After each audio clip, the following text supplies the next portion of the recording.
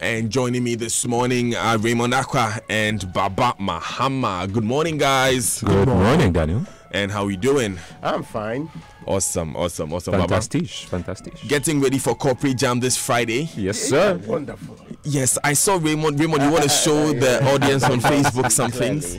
Oh, you just want a teaser. No. Raymond, someone to step B. The unveiling of the, that one that you cross your hand and bring it back to normal position. That you pretend you are making a phone call. That kind of Hey, we're gonna see it on Friday. Amazing! I can't wait. You just gave me a new reason to go for Corporate Jam on Friday. All right, so Baba, you begin with the Daily Guide. Okay, so Daily Guide has Mahama rejects new EC chair, SNIT boss in court over $72 million scam, Unibank government agency customers cry for payment, and Spio boy strikes again. Daily Guide. Now, the Daily Statesman is reporting this morning we have relieved poor Ghanaians by prudent initiatives and policies, and that is coming from the Vice President of the Republic of Ghana, Dr. Mahmoud Bawumia, and the GES Council to deal with errant teachers. And that's on the front page of the paper. The chairman of the Council of GES is the one speaking here. Okay, let's move to the Finder. Free SHS, boarding course for parents, and pre-qualify private SHS to participate. ISODEC suggest. Sorry. And then the Minister of Finance, Ken Ofori-Atta, says free SHS could be targeted instead of wholesale. Pay journalists well and curb influence. Ernest Thompson and 4 others plead not guilty to charges. And NPA, CBOD tussle over tax evasion. Now, today's reporting this morning, Mahama, where is the 74.88 million euros? Not this one, I mean the former president. No. Oh, not if Baba. You say they are together, no problem. No relation. Baba, if you had some, you can give me some. I beg, no relation. 74 demanding section as Brazilians chase government for funds covering Circle Dubai interchange, and NGOs fight Lands Minister over responsible mining in Atiwa Forest, and there's a statement that they issued on that particular end. That's what the Today is reporting today. Okay, the Ghanaian Times also has a story about the MPA suspending the oil marketing companies. It also has a story about the president urging Gonja Traditional Council area to support the creation of a new region. And then the vice president saying that the CD is currently performing better under the current government. That's the Ghanaian Times. The Herald is reporting this morning trouble brews over $500 million ECG concession already, and that's on the front page of the paper. But you should know the big headline says why Professor Mensah Bonsu rejected EC top job in Akufo-Addo's selection of referee and linesmen ahead of 2020 election, and that's what's been reported by the Herald. The election is a World Cup for political parties. But the linesman, the referee, participant selection. So who is the VAR and the fourth? Anyway, let's go ahead, Baba. Unibank is also demanding fair hearing from Bank of Ghana and government. That's on the front page of the Herald too. Okay, the publisher also has a story about Unibank. It says government agencies demand payments from Unibank. Mahama weeps over Charlotte Osei's sack. Shut up, Professor Ade tells critics of double tracking system. And the story about the vice president saying that government puts 5.4 billion CDs in Ghanaians' pockets. Now, the Chronicle is reporting this morning, police boss warns personnel, and Daniel, listen to this one, don't interfere in client customer matters, leave it to them. You are not a debt collector, you are not. But what if they are called in by the staff, which is what happened at Midlands? If you are called in, don't beat them. Government to employ 8,000 teachers for free SHS. That's on the front page of the paper with the last one. Amehu threatens to withdraw licenses of top mining company, and this is a manganese company. Okay, the Daily Heritage. Ghana Water Company Limited apologizes for intermittent flow. Fashion corporate expose opens tomorrow. And Ayariga backs Akufo-Addo, urges president to ignore noisy NDC over the appointment of the EC chair. The New Crusading Guide is reporting this morning, and that story's been done. But listen to how they put it. New EC appointment regrettable. You see a picture of the president in a regrettable mood, the one that... You mean the former president? The former president. One I am not related to. Right, well, you should disclaimer. You go guess your can you believe that? Don't. Anyway. All due respect. And Parliament approves ECG takeover. It's also on the front page of the New Crusading Guide. Okay, the Independent also has the EC appointment, brouhaha, but also has a story says it will never happen. National Canoe Fishermen Council kicks against fishing ban. And they said it's an admonition on the front page of the Daily Graphic. It's also something that may come with sanctions later on if you fail to comply. The National Population Council is warning couples, you don't qualify. I mean, the two of you don't qualify. But don't go beyond 3 babies. So last stop, number 3. Hey. Don't try to exceed that limit. I have just one question. Or else there are sanctions coming. We will make sure we deal with you and they're like, who are plans of doing 6, 8 and other things, not the side ones. Even if you have, main side, whichever. So far as you're a couple, number 3, you've last answered one. my question. That's all because you said Baba and I don't apply. That means that it's only married couples. That means that if you have a child out of wedlock, legally have a child, you cannot eat. No, because that's what you're I'm not saying married couples. I'm saying that couples, there's no way that you can have a child beyond 3. That is what the admonition coming from the Population Council. And the IGP is also saying that they'll purge the system of miscreants anyway. Okay, the Gold Tree business has NIC ready to adopt recapitalization strategies from Bank of Ghana, and financial sector signals turnaround, and that's from the Bank of Ghana governor. So, Raymond, this big story from the course nearly slipped through yesterday. Ernest Thompson has been charged. Yes, the former CEO of the Director General, that's how they call them, of SNET, and together with 4 others, and the 4 are John Hagan Mensah, is the former IT manager at SNET, and also Juliet Hassana Kramer. You know the woman, right? She's the one who is the CEO of the Perfect Business Systems Limited. That company is the one that was contracted to provide services in the OBS structure. You know the OBS structure, the IT system, the automation system that was supposed to transform our old SNET structures into a modernized structure where cars can be swiped, can easily get information and all of that. You don't have to rely on calendar with some other, those things. No. You won't do any calendar. Yeah, you have to go and look on the calendar. They'll give you a text message. This month, I am on. I have to go and take my money on this. So that's where the difference is supposed to be from. But that system originally plated, and we did the story here. Remember, we had the SNET boss detailing the things that happened in there. $34 million originally slated. The thing bloated up to 66 million first, went to 72 million at a point in time. In fact, we were inching towards the 80 millions when we were realizing that there's a problem with the system somewhere. And the press conference that led this out also had details that the PwC was into inquiry on the matter. Later on, the IOCO took over, invited some people, former heads of various units were there to justify why these kind of appointments, appointment, because for somebody like John Afaglu, yes, he even went into the system. Of the MIS system. Yes, he even went into the system with fake certificates, fake PhD, fake other things, and was actually allegedly fake certificates. Yes, that's what he's been charged with. Yeah. Yes, so go ahead. He's also been charged with possessing forged documents and uttering forged documents. In this case, now there are people, all of them, they're being given 29 charges. So 5 people, 29 charges shared among them. They all go around 2 prominent charges. This charge was very prominent some time ago. Conspiracy to willfully cause financial loss to the state. 1. Yes. Remember that one? Old one. No. You put people in jail. Hey, I'm telling you. The friends, I can mention this. I mean, they were jailed and they came out. And also, not only conspiracy, but also willfully causing financial loss is part of it. But for Mr. Thompson and Ms. Kramer, they were separately charged with 3 counts of contravening the Public Procurement Act, while Madam Kramer and Mr. Afaglu were also charged with defrauding by false pretense. And all of this is in there. One of the issues you get to know is that even though work was somehow being done in 2016, some payments were being made in 2014 ahead of the time, even though they have not conceived of the work.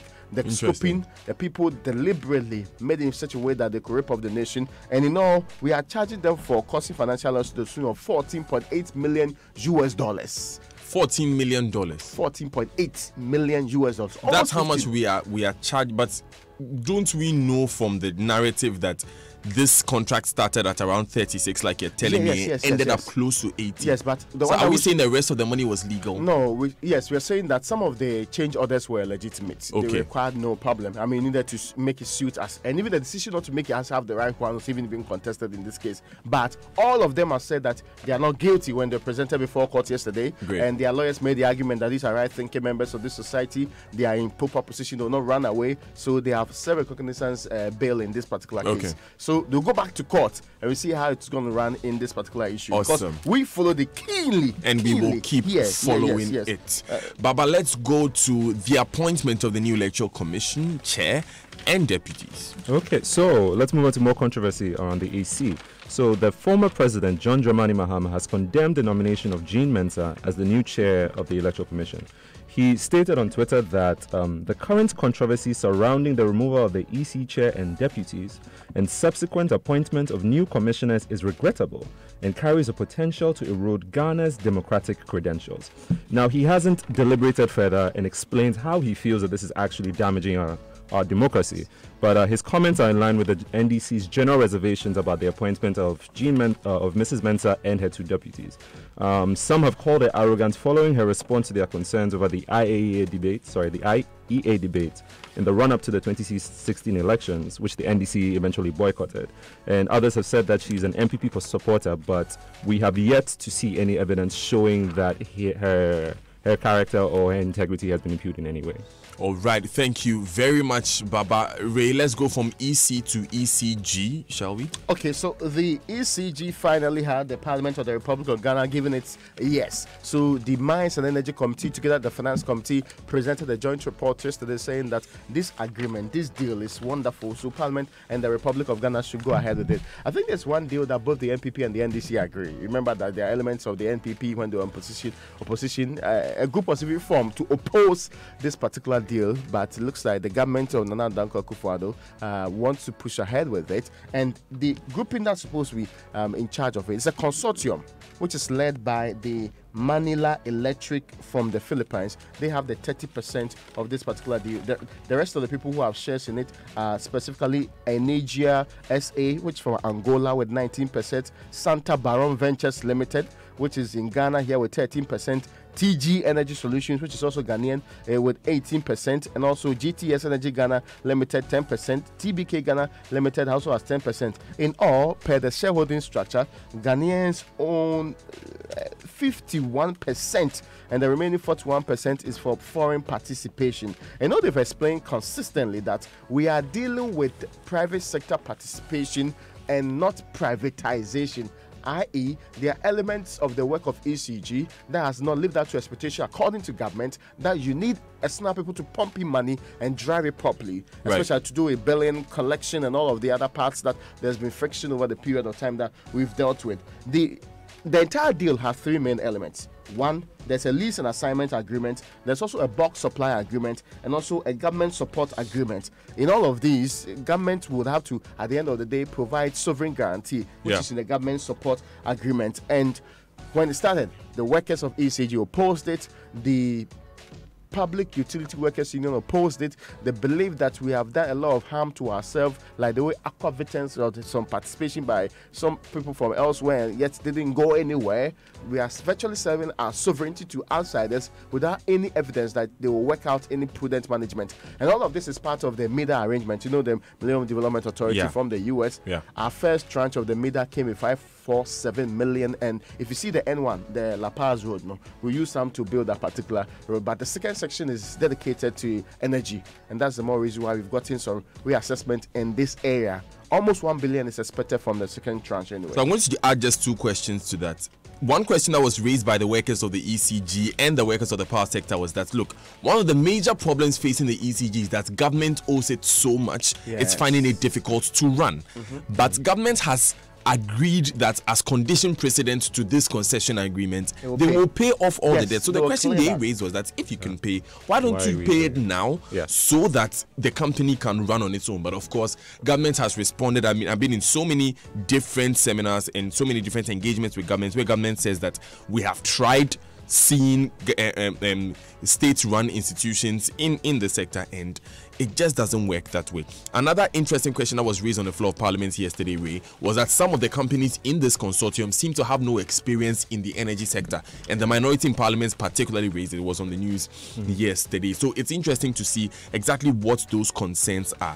But let's stay within the energy sector, Baba, and talk about the NPA. It's suspending aids the BDCs. Why? Yeah, let's move to tax conversation and tax evasion conversation. So the National Petroleum Authority has suspended 8 bulk oil distributing companies and oil marketing companies for tax evasion. The suspension apparently started on July 18th and will be from between 1 to 3 months depending on the degree of tax avoidance, wherein these companies are banned from the sale, supply, transportation, discharge, and receipt of petroleum products. So the 8 companies are Globex Energy Company Limited, Meisel Energy Company Limited, Union Oil Ghana Limited, Ajapet Limited, Excel Oil Company Limited, Petro Afik Company Limited, Life Petroleum Company Limited, and Unique Company Limited. So for the period of 1 to 3 months, the NPA is asking that Ghanaians do not work with the suspended companies, the numbers they have listed. The Chamber of Bulk Oil Distributors, however, has commented on the suspension and said that they aren't being cited for tax evasion. The companies that are within the Chamber of Bulk, the CBOD, they are not being cited for tax evasion, but actually underreporting their fuel revenues. Okay. Since they cannot collect petroleum taxes or pay in petroleum tax in the Petroleum Tax Administration process. Now, I mean, this is a great sign that government's new measures to find tax evaders are working, at least in the petroleum sector. It shows that there's a little bit more emphasis that's been putting on correcting these leakages.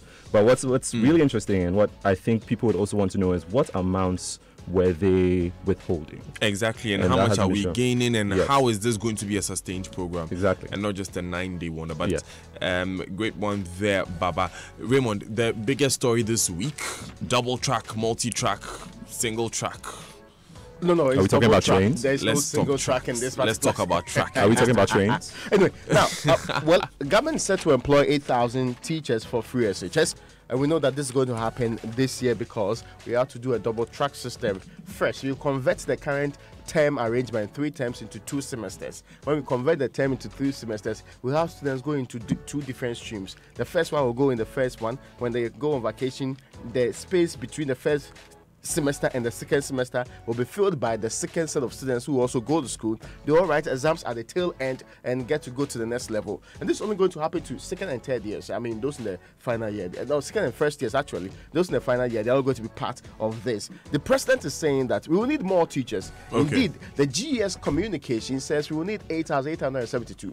The president is also saying that about 8,000 of them are going to be recruited, so that because we had 90,000 last year, more will be coming into the schools so that we can take care of these, and the tracks will work properly to make those who believe that it will not be functioning properly, those who are skeptical about how teachers will be recruited, especially when we were told that even the education system in general has some 33,000 gap that they ought to fill in terms of recruitment of teachers. And recruitment has not happened in a very long time too, so there's a huge vacuum that ought to be filled before we can get to deal with the main problem currently. That is interesting because we know that with NAPCO, about 43,000 trained teachers signed on to take part in that system, the Nation Builders Corps, according to the Education Ministry. Are these qualified or unqualified teachers? No, we were told that they are qualified teachers. Yes, we were told that they were qualified. Qualified teachers who are not placed. Well, does that surprise you? No, I'm just asking. Okay, let's squeeze in this one. A woman was arrested for attempting to sell a baby. Yeah, so a woman who was employed to make deliveries and run errands at the Ga South Municipal Hospital has been arrested for allegedly attempting to sell a 4-month-old baby for 2,000 Ghana cedis. 2,000 Ghana cedis per. 2,000 cedis? 2,000 cedis. For a baby, a life? Yeah, for a baby. It's really shocking. So the suspect, Shirley Nyako, and her accomplice, Joyce Johnson, are in the custody of police. Apparently what happened is that Shirley Nyako approached the mother of the baby. She's a 16-year-old mother, and she approached her at the Ga South Municipal Hospital on July 20th, and she advised the mother to sell the baby. She would make arrangements to sell the baby for 2,000 cedis. And the police apprehended her right at the time that she was delivering the baby to the buyer. I mean, it's shocking. I can't believe it's 2018 and something like this is still happening. Yeah, you're very, very disappointing. But kudos to the police for all that work. Raymond, you have 30 seconds to say what you're so excited about. The standard is that have 3 babies so that you don't actually have to sell any of them, throw any away, and also have to engage in other things that will not make you take care of the child the way it ought to be done. In fact, our population now is 29,614,000, and this is an unsustainable trend, 2.5% annual rate that's going to be increased. The Population Council is proposing that severe sanctions be imposed on couples who exceed the stipulated 3 babies standard. And before we do this, actually, they're asking that we should make contraceptives and other things available to everybody. Their concern is that so many responsible parents are taking care of irresponsible parents, making people give birth anyhow. And so we don't take the cost of other people, making it impossible for us to plan our state the way we want to plan it, so that we don't have 180,000 people needing to go to senior high schools at a point in time. Okay. Interesting thoughts there coming in. Good morning to you. Not to be excited about it. I will say though that this birth I'm not. Yeah. No, I'm not. Raymond isn't excited for potential taxpayers. Okay, he's not excited for more potential taxpayers. Okay, then let's move. It's okay. It's okay, guys. It's okay. There are no jobs. This debate would really on for days. But let me remind you, all of our listeners, that Love FM is organizing its health walk this weekend. So all of our Kumasi family join us this weekend, this very Saturday, for the Love FM Health Walk. The online news review is up next and is brought to you by Zenith Banking, your best interest, GOIL, Good Energy, the Safe Doctor app, the future of better medical care. Now, Ghana's #1 indigenous oil marketing company, GOIL, gives you innovation that takes you further. The new GOIL Super Synthetic 5W20 and 5W30 lubes. These expertly crafted lubricants work excellently with all modern petrol and diesel engines, provide superior cleaning and protection, reduces fuel consumption, prolongs oil change intervals, and enhanced engine performance. New GOIL Super Synthetic 5W20 and 5W30 lubes. Engineering innovation for your vehicle has arrived and is available at all over 330 GOIL filling stations. GOIL, Good Energy.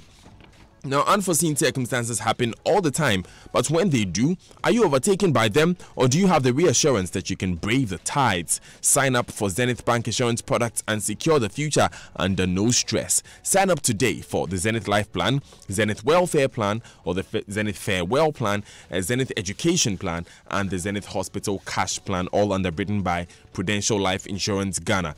Enjoy a secure future by calling Zenith Bank today on 030-2680-884 for insurance packages that will conveniently cater to all your insurance needs. Zenith Bank, in your best interest. Let's start with myjoyonline.com. Reclamation is not done with hose and cutlasses, said John rebuts Galamsey allegations. Former minister makes "I told you so" analysis as finance minister rethinks free SHS. So the former Minister of Education, Jaina Anopo-Kwajima, was speaking on Top Story last night with MFR Pau. And that you can get the details of that story on myjoyonline.com. Charlotte says removal was politically motivated. Benyuado, the former Council of States member, Ama Benyuado, speaking there. Ghana to use specialized drones to transport essential commodities to remote areas. Other online stories, Reuters says Georgia police used coin toss to decide whether to arrest a woman. This is a story you definitely want to read on Reuters. And the BBC says Demi Lovato in Los Angeles hospital for suspected overdose. This is the popular pop singer Demi Lovato. Let's pray for Demi there. It's about 5 minutes to the top of the hour. Let's make way for the BBC News at 7, which comes up shortly. But remember, the Joy Corporate Jam is coming up this Friday. You don't want to miss any moment of it. And the Love FM Health Walk is happening this Saturday. We'll give you more details during the show, but stay with us. This is the Super Morning Show. This was Kwame's life before Interplus Green.